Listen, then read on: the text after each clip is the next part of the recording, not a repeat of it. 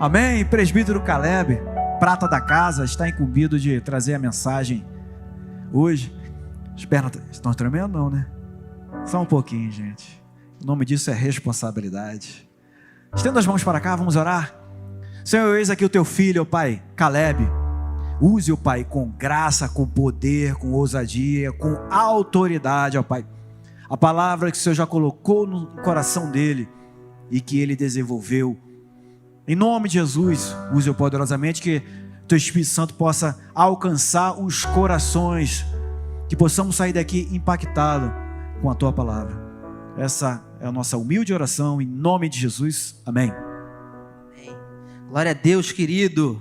Quem crê que os céus estão abertos sobre a sua vida nessa noite, pode dar um glória a Deus. Glória a Deus. Eu acho que só meia dúzia entendeu, pastor. Eu vou perguntar de novo. Quem acredita que os céus estão abertos sobre as suas vidas nessa noite, dá um glória a Deus. Aleluia, agora foi 100%. Querido, eu quero te convidar a repetir as minhas palavras. Diga comigo assim: eu sou tudo aquilo que a Bíblia diz que eu sou. Eu posso tudo aquilo que a Bíblia diz que eu posso. Você crê nessa verdade? Existe uma canção de Eli Soares que ele fala exatamente isso. Eu sou o que a Bíblia diz que eu sou, eu tenho o que a Bíblia diz que eu tenho, e eu posso fazer aquilo que a Bíblia diz que eu posso fazer. E hoje, se eu pudesse intitular essa mensagem, eu intitularia como: quem sou eu? Quem é você? Você já se fez essa pergunta? Chegou na frente do espelho e fala: quem sou eu? E eu já te digo, você não é aquilo que você faz todos os dias. Eu trabalho numa empresa que eu visito médicos e falo de medicamentos. Eu não sou isso. Eu estou fazendo isso porque Deus permitiu por um breve momento que eu faça isso. Eu não sei o dia de amanhã. Mas muito mais do que isso, aquilo que Deus tem para tu e para a minha vida é algo que não é palpável nessa terra. É algo que é muito mais profundo. E quando a gente se perde no que nós somos, a gente é aquilo que às vezes o inimigo quer que a gente seja. E você desacredita de que você não vai dar em nada. Muitas vezes algumas pessoas aqui já devem ter ouvido isso. De alguma pessoa, de repente dentro da família, às vezes no seu trabalho, um chefe que chega para você: cara, você é burro, você não vai dar em nada.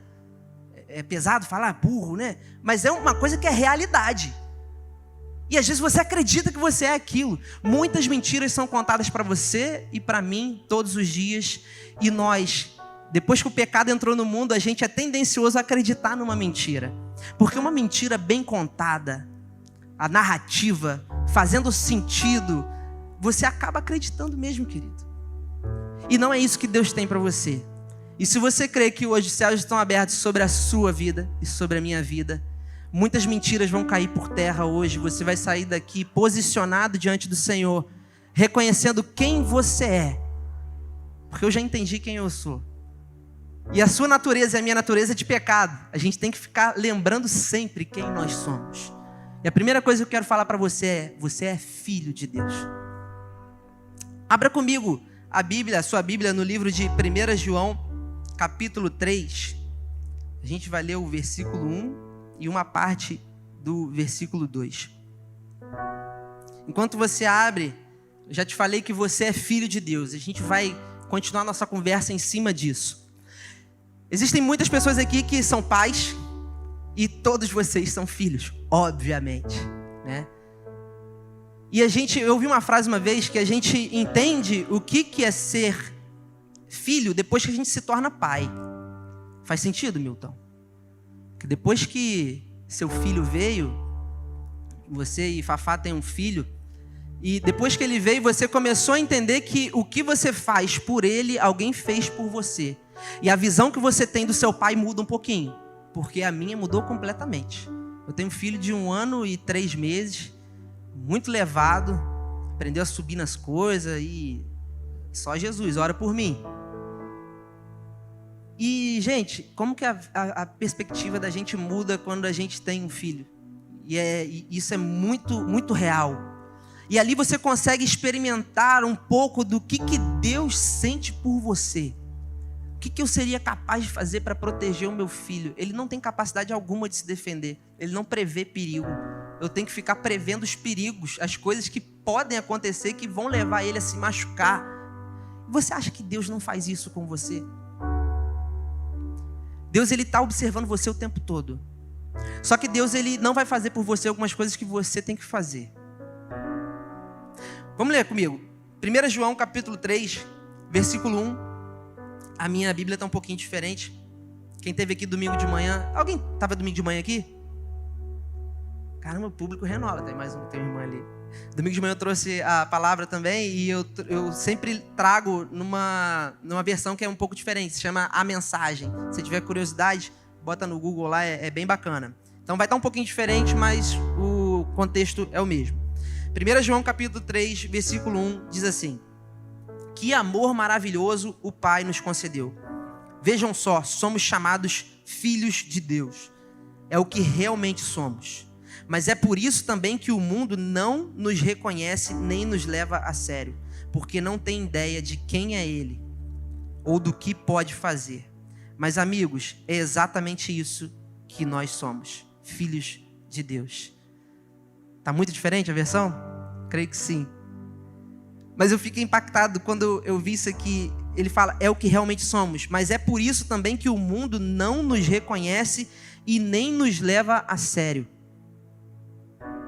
Meu irmão, se você chegar para uma pessoa que não entende nada, que não é desse ambiente, que não conhece o Senhor, e você começar a falar das maravilhas do reino que está por vir, essa pessoa não vai te levar muito a sério, não.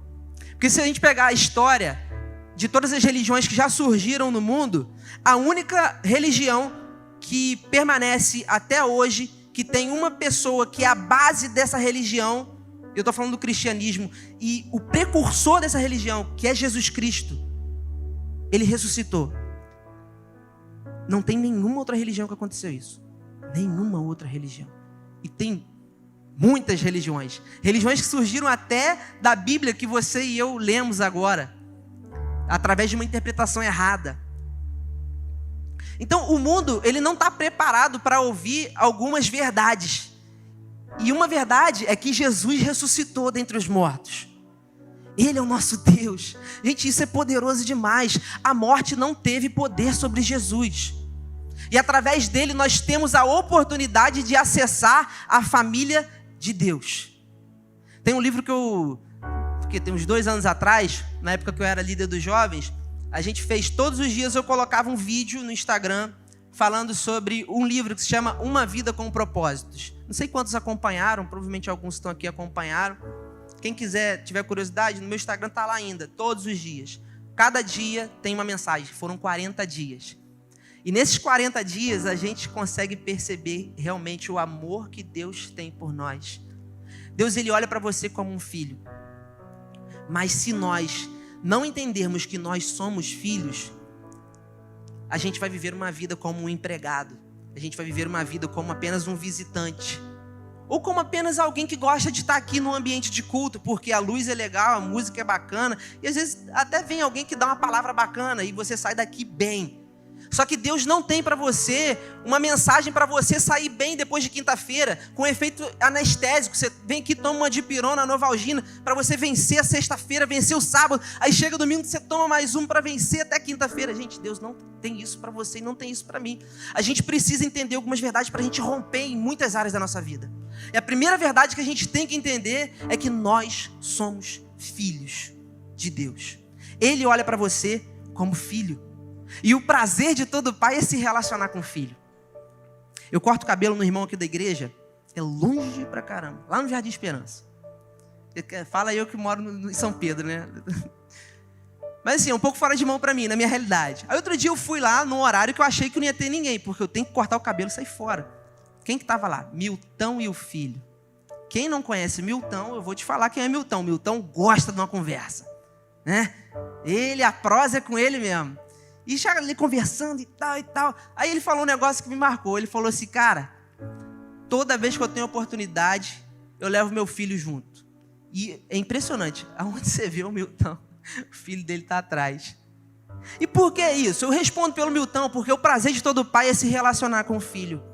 O prazer que Deus tem ao olhar para você, é quando você está nesse ambiente que está todo preparado para você receber dele e você quer se relacionar com ele. Não apenas com aquilo que ele pode te dar, com os problemas que ele pode resolver por você. O Pai, ele quer dar provisão. O Pai, ele quer te dar atenção. E eu, quando eu chego em casa, por volta das 6 e pouco, é o horário que eu chego, eu tenho um código com meu filho. Ele não sabe falar ainda, mas ele entende o código. Eu chego, estou subindo a escada, eu falo, ô rapá. Aí ele já começa a gritar, aquela gritaria, ele vai para a porta, fica batendo na porta. Cara, eu fico louco para abrir aquela porta, pegar meu filho, jogar ele pro alto. E a gente fica brincando ali, a gritaria só. Com Deus, gente, não é diferente. Deus, ele quer ser encontrado pelos seus filhos. Numa pequena brincadeira ali, que meu filho está começando a brincar de se esconder, ele se esconde atrás do sofá. Ele quer que eu encontre ele. E quando eu me escondo, eu quero que ele me encontre também. Muitas vezes na nossa vida, no dia a dia, na correria do dia a dia, é muita coisa para a gente fazer. A gente não para pensar, poxa, Deus quer que eu o encontre. E Deus, ele está acessível para todos aqueles que entendem que são filhos dele. E eu, nessa nova fase da minha vida de ser pai, minha maior preocupação é que meu filho fique mimado.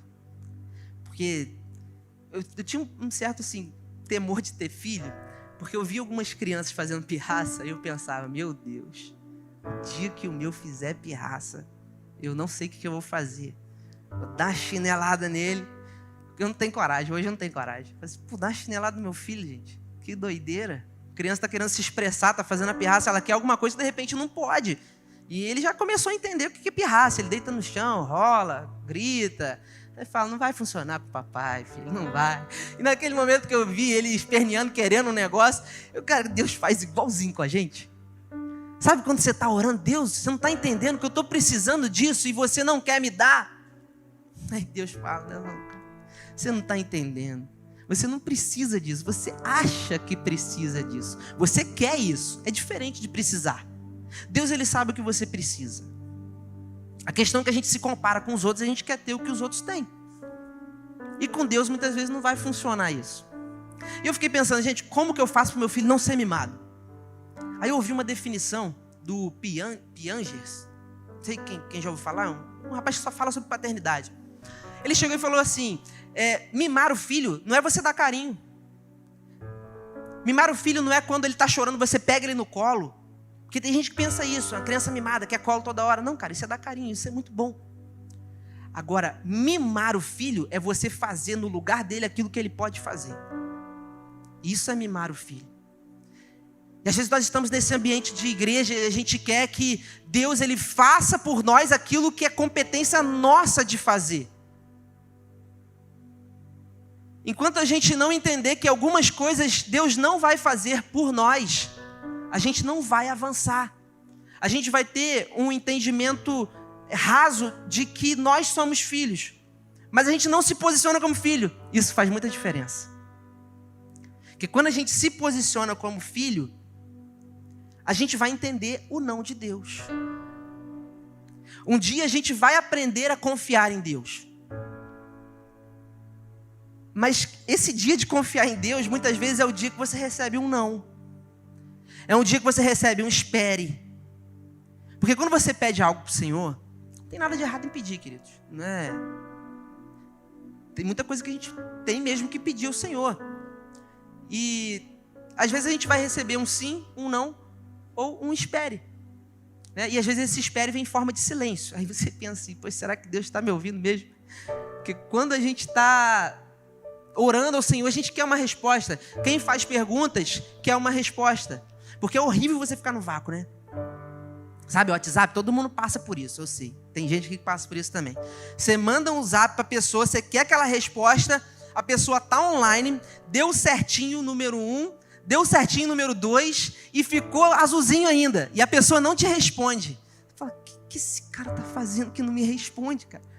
Você não considera que de repente ele está numa reunião, de repente ele está dirigindo e não consegue escrever, você fica com raiva da pessoa ali. E com Deus às vezes é a mesma coisa. Você fala com o Senhor, você acredita que Ele te ouviu, Ele não te responde nada. Deus, nem um sinal, nada. Uma canção domingo que vai falar no meu coração, nada. E uma vez um irmão que eu liderava ele na célula, ele chegou para mim e falou assim, cara, eu estou muito desanimado da igreja, não é de Deus não, é desanimado da igreja, não quero ir para a igreja, mas eu vou continuar com o Senhor. Eu falei, mas por quê, cara? Ele falou assim, cara, no momento de louvor eu não sinto nada, entendeu? O pessoal tá lá, tem gente chorando do meu lado e eu não sinto nada. Eu falei, poxa, meu irmão, interessante, senta aí, vamos conversar. A gente sentou, começou a conversar. Eu cheguei para ele e falei assim, será que de repente a sua concepção de evangelho não está errada? Porque você aprendeu, pelo que você está me falando, você aprendeu até hoje que para Deus estar, você tem que sentir. Mas só que o evangelho de verdade é que você adora mesmo sem você sentir, porque Ele é digno de adoração e você não é digno de nada. Se você não sentiu, meu irmão, não muda nada. Agora, quando você começa a enxergar por essa ótica, você se sente agradecido mesmo que você não sinta, porque tem uma convicção profunda dentro de você de que você é filho, mesmo que Ele não tenha te respondido da forma que você queria. E é complicado você entender isso na prática, porque é doloroso. Às vezes você não quer esperar. E hoje, na geração do fast food que a gente vive, a gente não quer esperar. Se você pede uma pizza, você fala 30 minutos, deu 29 minutos, você fala assim, poxa, não chegou. Deu 31 minutos, fala, vou ligar para lá para cancelar. Que é um absurdo isso. Eu estou aqui morrendo de fome e a pizza não chega. É desse jeito que você e eu somos. Nós somos imediatistas, enquanto Deus é um Deus que se move através de processos. Processos que podem durar alguns dias, alguns anos, alguns muitos anos. Porque enquanto você não aprender o que é necessário aprender para avançar de etapa, você não vai sair da etapa que você está. E uma etapa que nós precisamos vencer de uma vez por todas é entender que nós somos filhos e nos posicionarmos como filhos. A Bíblia relata a história de 2 filhos. Você deve conhecer como a parábola do filho pródigo. Mas a tradução não foi exatamente fiel ao que esse texto quer dizer. O nome dessa parábola, na verdade, é a parábola dos 2 filhos, porque não tem um filho só ali, são 2. E nessa parábola, um filho chega para o pai e fala, de uma forma bem resumida, fala, pai, eu quero a minha herança porque eu quero curtir a vida. Em outras palavras, naquela cultura judaica, aquilo ali era uma ofensa muito grande para o pai. É como se ele chegasse, imagina seu filho, Milton, vou pegar você que eu já falei, para não pegar outra pessoa, se ficar mal, ficar só contigo. Imagina seu filho chega e fala assim, pai, olha só, tô de saco cheio de você enche o saco, pô, toda hora você quer que eu vá fazer as coisas com você, vamos fazer o seguinte, eu queria que você morresse hoje, agora, para ser mais exato, para eu ter a herança de você e eu viver minha vida. Porque na cultura judaica, só se recebia a herança quando o pai morria. E isso é um tanto óbvio, né? Hoje em dia é possível fazer repartição em vida, né? É possível fazer, mas naquela época não tinha isso. Tinha que morrer para ter acesso. E o pai, tá bom, filho, é isso. Ele desejou a morte do pai. Agora imagina para um pai o que seria isso. O filho desejar a morte dele para ter o que ele tem.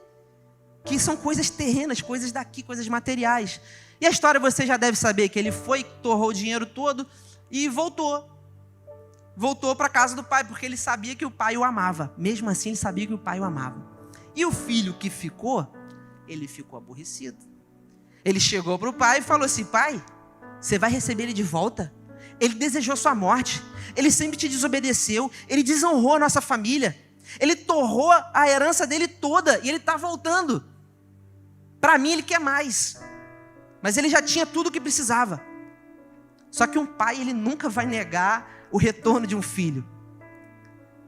E se você hoje está me ouvindo e por algum motivo você se afastou dos caminhos do Senhor, mesmo estando às vezes dentro da igreja, você se afastou do Senhor, é possível isso acontecer. Deus, ele te chama hoje pelo nome. Deus, ele te chama, faz o caminho de volta, que eu estou de braços abertos para você. Foi isso que esse pai, nessa parábola dos 2 filhos, ele fez. Ele estava de braços abertos para receber o filho. E acontece que ali o filho chegou e questionou para o pai, mas pai, você não está entendendo. Você pegar a parábola, você vai ler.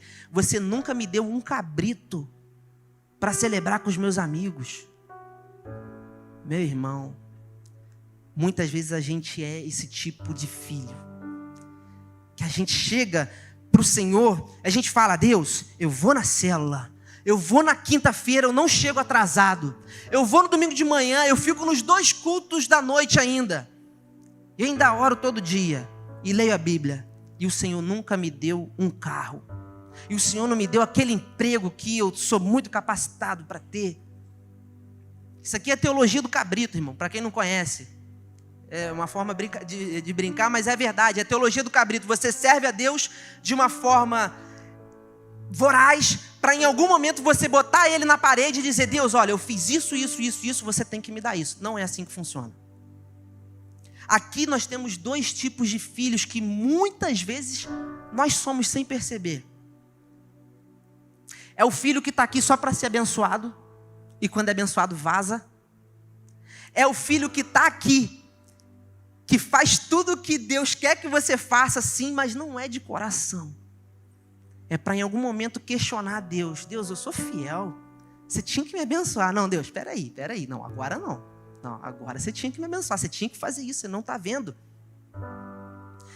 E tem ainda o terceiro filho, que é o filho que foi e voltou. E ele voltou quebrantado. Quebrantado, reconhecendo que a condição de filho dele é melhor do que obter algo, uma herança do pai. E é esse tipo de filho que Deus nos convida.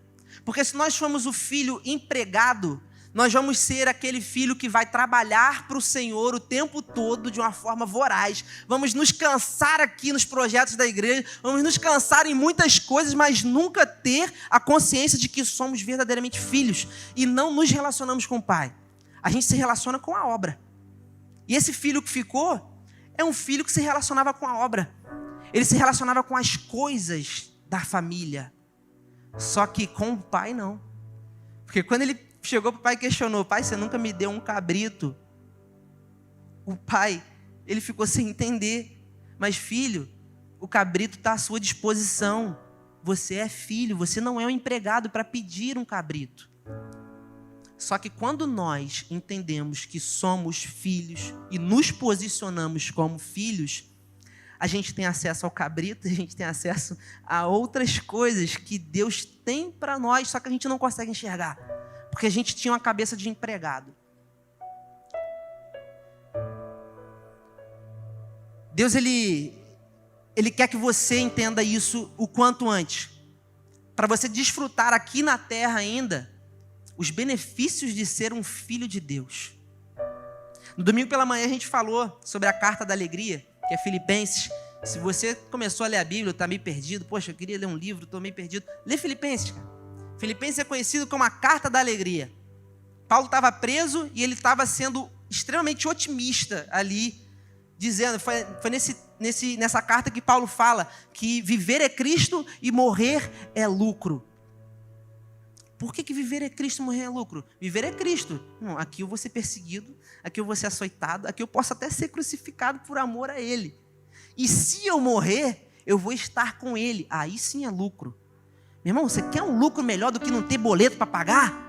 Você quer um lucro melhor do que você não ter preocupação amanhã? Do que você não ter frustrações? Do que você não ter decepções, não ter tristezas? Não ter pessoas à sua volta que falecem?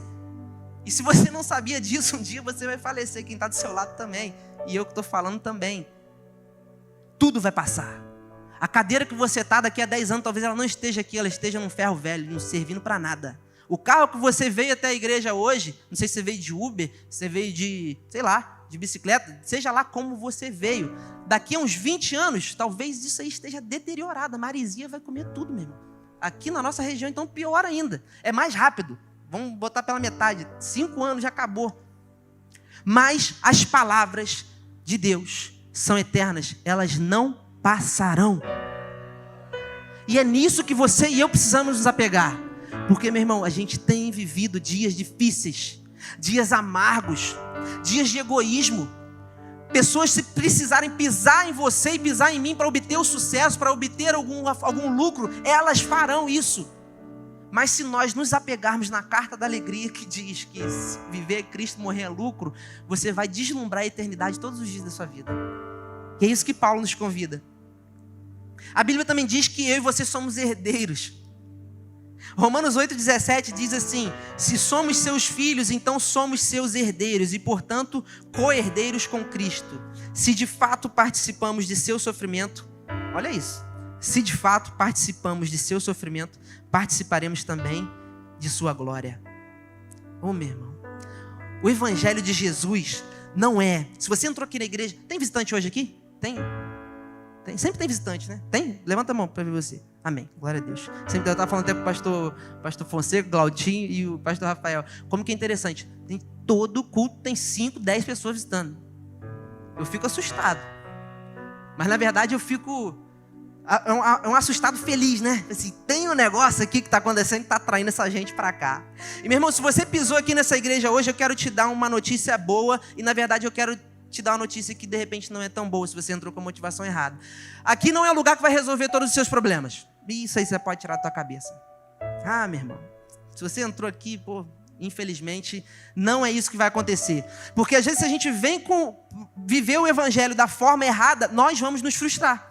Porque se eu chegar aqui para você e falar assim, cara, você vir toda quinta-feira do avivamento, domingo, frequentar a célula, tua vida vai ser uma maravilha, meu irmão. Cara, os boletos não vão parar de te perseguir. Você não vai parar de ter preocupação.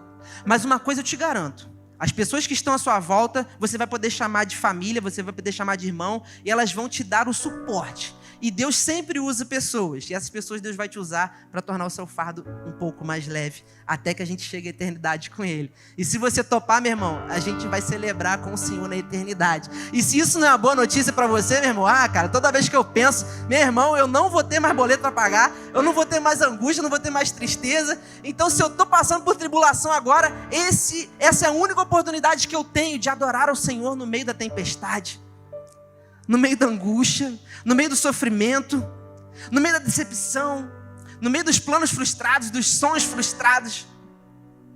E se você divide da mesma opinião que eu, meu irmão, eu quero te convidar a glorificar o Senhor nesse momento. Glorifique a Ele, porque Ele tem preparado a eternidade para você e para mim. Aleluia. Eu pesquisei o que significa a palavra herança.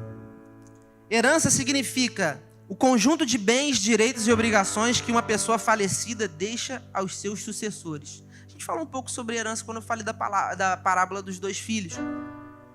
Agora, observe isso aqui. A gente fala herança, assim, poxa, Fonseca, você recebeu uma herança inesperada. Glória a Deus. 1 milhão. Olha que bênção. Ia resolver quase todos os problemas. Brincadeira. Ia resolver bastante problema. É uma boa quantia. Porém, herança, como eu li aqui agora, diz, é o conjunto de bens, direitos e obrigações. Mas quando se fala de benefício, ninguém quer saber das obrigações que vêm junto com o benefício. Não é? A gente só quer o bom do negócio. Não que a obrigação seja ruim, só que na nossa cultura a gente foi ensinado que ter obrigações não é tão vantajoso, porque o mundo é dos... O mundo é dos espertos. Quem nunca ouviu isso? Sempre tem alguém mais esperto que você, meu irmão. Sempre tem. Uma vez a gente foi comprar um carro usado, né? Porque carro zero é aquela coisa, né? Carro zero, você paga um valor, saiu da agência 30% a menos. Se você quiser vender pelo mesmo valor, você não consegue. Então, cara, se o carro vale 100 mil, você tirou da agência, você não vende ele por 70. Sabe por quê? Tem alguém mais esperto que você te esperando. Aí eu pensando nisso, pensando que eu sou esperto, vou comprar um carro usado, carro bom. Carro 2014, 30 mil rodado. Aí o rapaz, está pouco rodado, né? Já aconteceu isso com você, Milton? Todo mundo que pesquisa carro já pensa isso. Está pouco rodado. Vamos ver esse carro. Beleza, vamos ver o carro, tal. O carro parecia estar bem e tal, não sei o quê. Aí meu pai chegou para mim e falou assim, olha, carro 2014, 30 mil rodado, você não acha que tem alguma coisa errada? Pega o trajeto que você faria todos os dias. Dá quanto? Por ano, você vai rodar 30 mil. Por ano. Então, se o carro é de 2014, esse carro tinha que ter pelo menos uns 130 mil. Eu disse, não, pai, mas de repente o carro está na garagem, está lá, ó, o único dono, carro de garagem. Lembra que eu falei no início que você e eu somos tendenciosos a acreditar numa mentirinha? É uma mentirinha que faz bem, não vai fazer mal. Por que o cara mentiria para mim? Porque sempre tem alguém mais esperto que você. E a sua obrigação, muitas vezes, é falar a verdade, mesmo que ela esteja contra você. Na condição de filho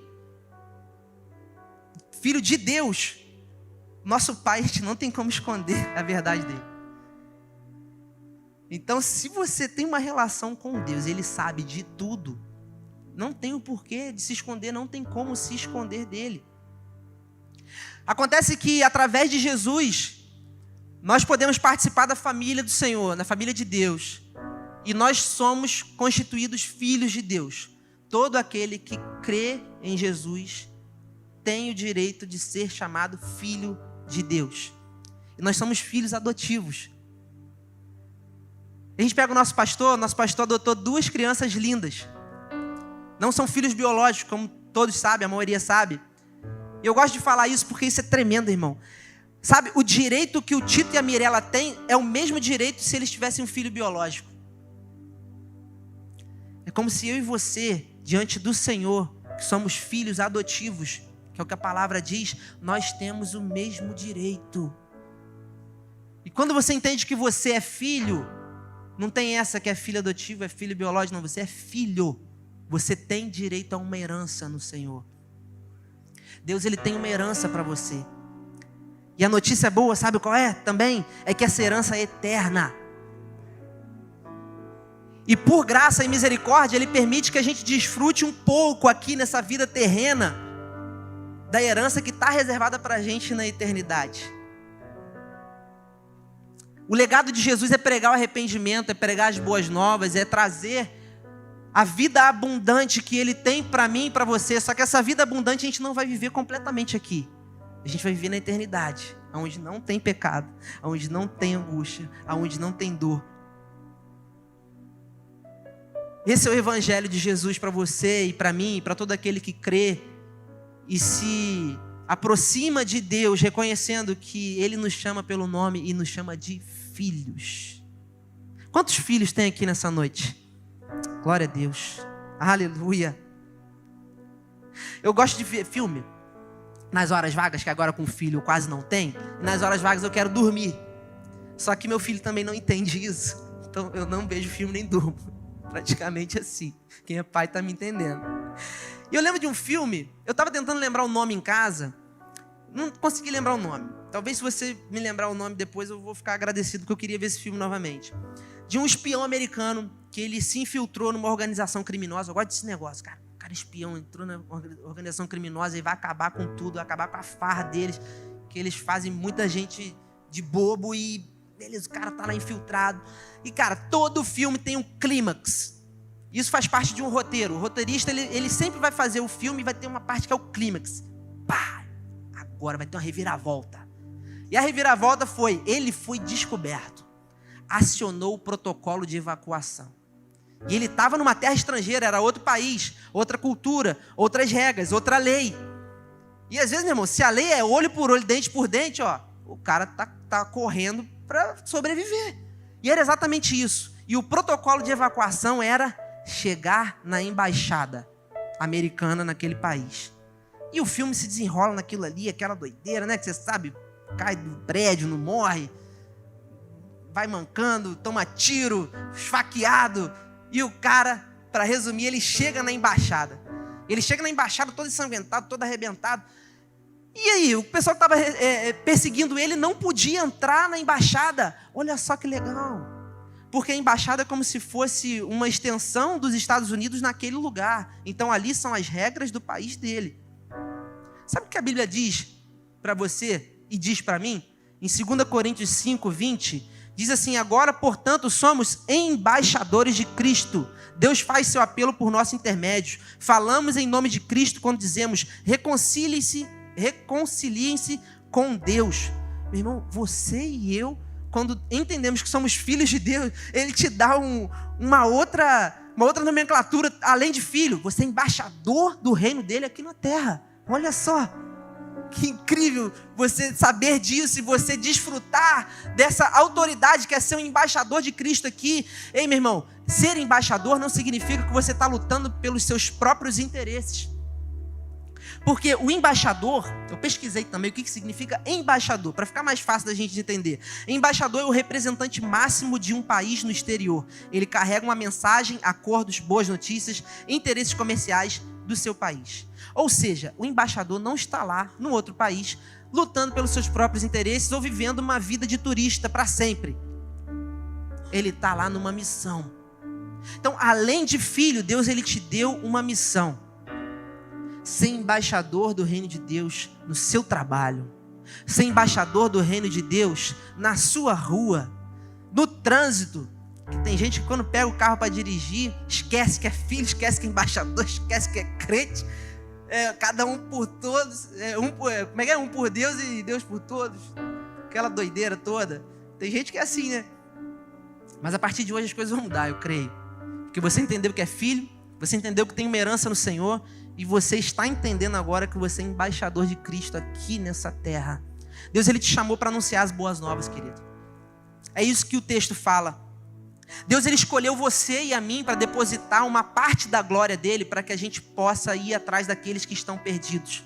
E de uma forma muito natural, as pessoas elas vão ver você de uma forma diferente. Porque Jesus é a luz do mundo.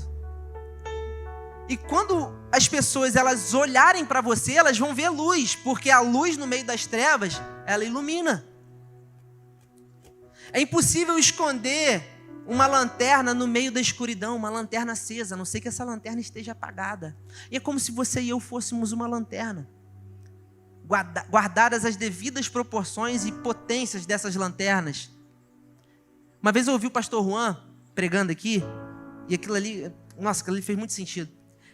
Você e eu somos a luz. Quando nós entendemos que somos filhos, que somos herdeiros em Cristo, que somos embaixadores do reino de Deus aqui nesse lugar, aonde você estiver, nós somos luz. Aonde a gente passar, tem que ter luz, meu irmão. E sabe aquele celular, aquele relógio que tem uma luzinha? Sabe? Quando está tudo escuro, você aperta a luzinha, você consegue ver o quê? A hora. Dificilmente você vai apertar a luzinha e vai iluminar o caminho para você ver alguma coisa. Certo? Só que o propósito daquela luz é apenas informar a hora. Então seja onde você estiver, meu irmão. De repente o seu propósito é apenas informar a hora. Para aquilo ali que você está cumprindo o propósito. De repente o seu propósito é iluminar uma estrada. Que aí seria o farol de um carro que tem um pouco mais de potência. E assim vai. É um refletor de um estádio, são esses refletores que estão aqui, mas você foi chamado para iluminar. E o que o embaixador de Cristo faz é exatamente isso, é iluminar. É mostrar que o evangelho não tem como viver sem arrependimento. Não tem como viver um evangelho verdadeiro sem entendermos que somos filhos de Deus. E isso influi em abrir mão de muitas coisas. Que isso faz parte do processo. Deus ele adora processos. A gente não tem como fugir dos processos. O processo para você entender verdadeiramente que você é um filho, talvez demore um pouco, mas talvez seja mais rápido se você tiver alguém te conduzido pela mão, alguém que já é embaixador, que já entendeu. E à sua volta tem muita gente. E você que não participa de um PG, meu irmão, eu faço um apelo para você. No PG você é cuidado. No PG você entende de uma forma mais rápida o que Deus quer de você. Como que você entende que é filho. Deus escolheu você e escolheu a mim, que somos vasos de barro para depositar um pouco da glória dele. Coloque-se de pé, querido. Nessa noite, Deus escolheu você para estar aqui, para ouvir essa mensagem. Eu creio dessa forma. E você que está acompanhando a gente pelas mídias, pelo YouTube, ou você que vai ver posteriormente essa mensagem, creio eu, Deus ele não está limitado a um ambiente físico, porque as palavras dele são eternas e elas podem ir até fora da fronteira dessa cidade, da fronteira desse país, porque as palavras dele são eternas e elas sim produzem transformação de vida. Deus ele quer transformar você.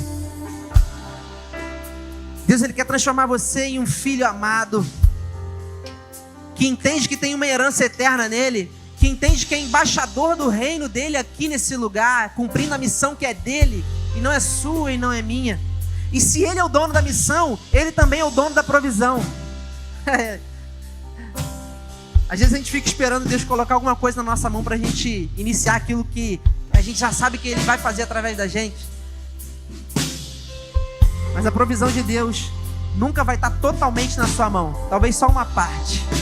E a partir de um posicionamento as coisas começam a acontecer. Feche seus olhos, querido. A palavra diz que Jesus é uma rocha inabalável, e se nós construirmos a nossa vida sobre essa rocha, vai vir a tempestade, vai vir o dia mau, e nós não seremos abalados. Meu irmão, Deus te convida nesse momento a construir a sua vida e a sua fé sobre uma rocha. E sabe por que é uma rocha? Porque as palavras dele são eternas, elas não dependem de uma circunstância favorável para dar tudo certo. Porque Ele é o Deus que faz dar certo independente de circunstâncias. E se não existe, meu irmão, não existe certeza maior do que essa. E basta a gente reconhecer que nós somos filhos diante dEle. E nessa noite, eu creio que existem pessoas aqui que já entenderam isso.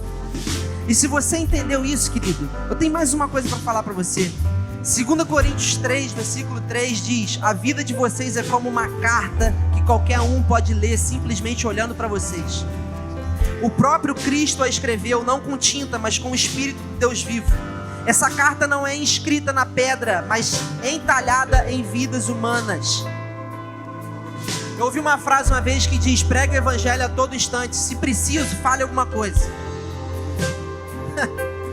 Todo lugar que você vai, as pessoas estão te observando. Talvez você que está visitando a gente hoje, você veio aqui porque você observa alguém e você percebe que tem algo diferente com ela. E você hoje, entendendo essa palavra, entendendo que você é embaixador do reino de Deus, você vai sair daqui nesse lugar e você vai olhar lá fora de uma forma diferente. Porque você é uma carta viva lida por todas as pessoas no seu trabalho, na sua família, no lugar que você mora, aonde você vai, as pessoas estão te observando, e através de você, a missão que é dele, que não é sua, que não é minha, vai se cumprir. Basta você permitir que o Espírito Santo se aperfeiçoe em você todos os dias. Quero te convidar, meu irmão, a fechar seus olhos nesse momento. Em nome de Jesus, comece a orar. Senhor, eu sou o embaixador do Senhor, do teu reino, nesse lugar. Eu sou o embaixador do teu reino no meu trabalho. Eu sou o embaixador do teu reino na minha família, para aquelas pessoas que ainda não conheceram o Senhor, ainda não conheceram o Senhor, porque através de mim, através de você, querido, essas pessoas podem ser alcançadas sim. Porque não é você que faz, é o Espírito Santo que faz através de você. Você e eu somos apenas vasos de barro, mas a glória de Deus que flui através de nós vai alcançar essas pessoas.